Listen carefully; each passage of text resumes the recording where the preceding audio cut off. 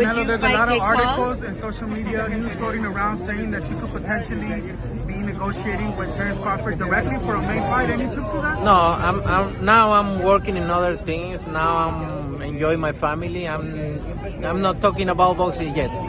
So maybe in January we're gonna start doing that. Where do things stand with Turkey? Turkey said he would like to open a line of communication with you. No middlemen, just you and him. I never say no to business.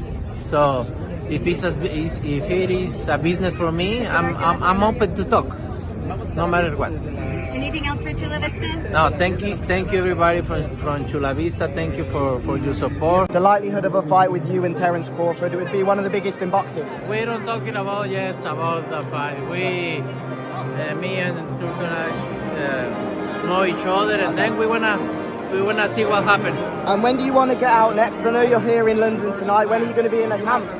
Huh? When are you going to be in a camp? I know you're in here. Camp? Training camp in March.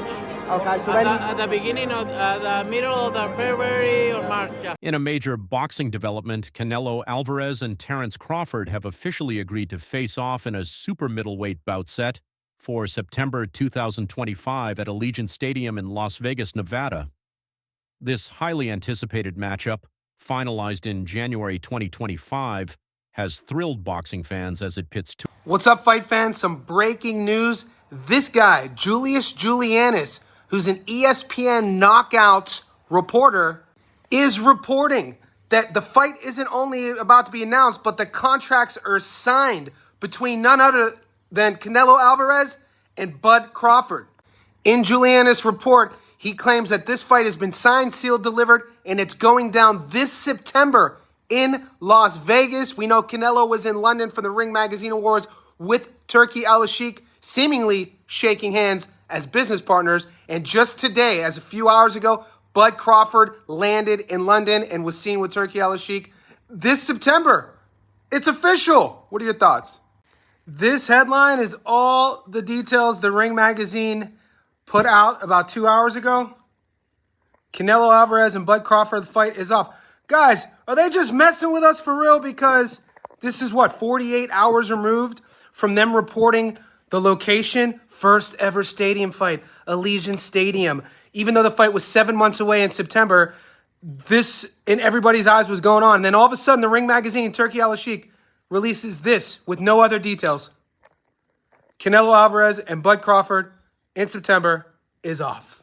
Two of the sport's most accomplished fighters against each other. Canelo Alvarez, the undisputed super middleweight champion, boasts an impressive record of 62 wins, 2 losses, and 2 draws, with 39 victories coming by knockout. His opponent, Terence "Bud" Crawford, holds a flawless record of 41 wins with 31 knockouts and currently reigns as the undisputed welterweight champion. This fight marks Crawford's jump to the super middleweight division in a bid to further cement his legacy by taking on Alvarez. All right, let's talk Canelo Crawford, Jake Paul again. Let's try and give a timeline of events. So on Tuesday, Ring Magazine confirmed that Canelo Crawford was on for September 13th, Raiders Stadium. That's what we got on Tuesday. On Wednesday, we started hearing whispers of Jake Paul.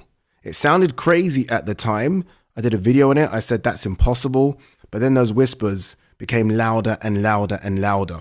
On Thursday, Ring Magazine reported that Canelo Crawford was off.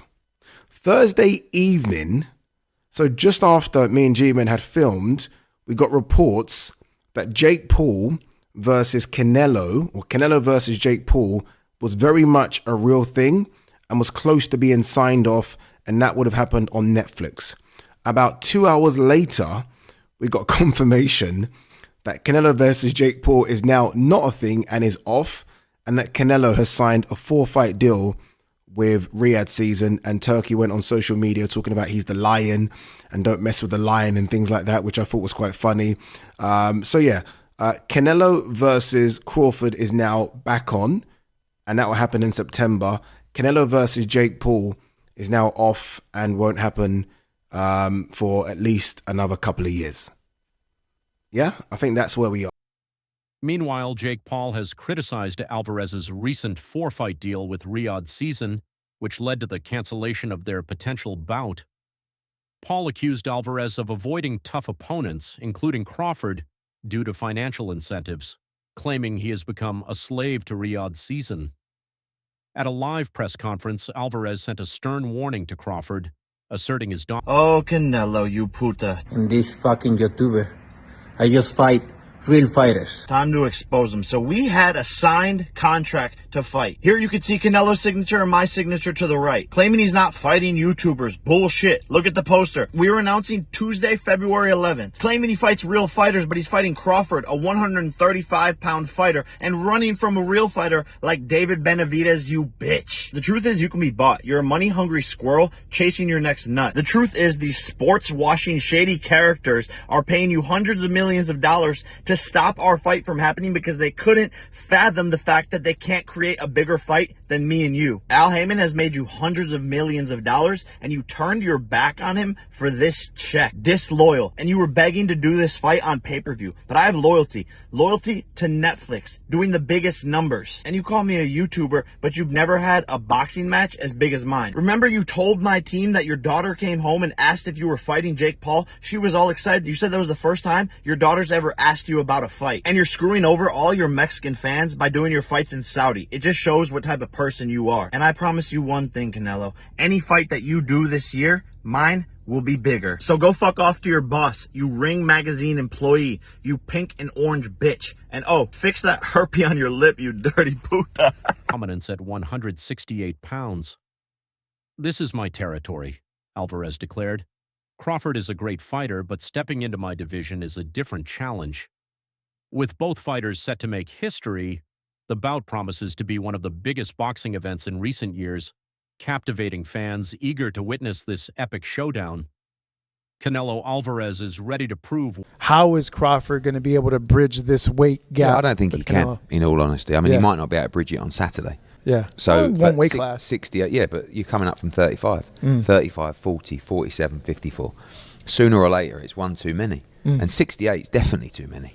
But Crawford's brilliant. Like he's a genius. He's a generational great. So maybe he can find a way to do it. But I feel he'd be hugely outsized against Canelo Alvarez. Yeah. But you have to use your movement.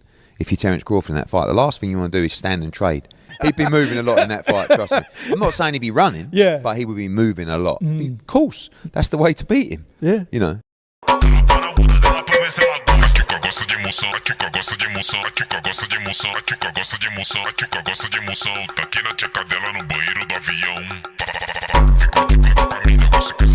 Why he's the champion, exuding confidence as he prepares to defend his titles against a formidable opponent moving up in weight. Known for his power and tactical versatility, Alvarez is regarded as one of the best pound-for-pound fighters in the world. Meanwhile, Terence Crawford, a four-division world champion, Terence Crawford said that he moved up and won, and Canelo moved up and lost. They talk all the crazy stuff about me going up and having a tough time, but he went up in weight and lost. That's the difference. I went up weight and won. I don't think that was a strong point because Canelo Alvarez actually moved up and won. I mean, he moved up a lot of weight classes, but if you want to talk about light heavyweight, he moved up and he beat Crawford. Then he moved up again and he lost to Bivol. Terence Crawford, on the other hand, he moves up to 154. He won 115, 113, but it was just an 11-0 Madrimov who didn't really have much of a resume, right? But there's a difference, to be real. I mean, Bivol is a Hall of Fame. Okay, this guy, all-time light heavyweight. It's a bit different. Canelo did knock out Kovalev when he did move up. Okay, and Kovalev is a bigger challenge at light heavyweight than Madrimov at 154 for Terence Crawford. Let's just keep it up. Speed, precision, and adaptability to the ring.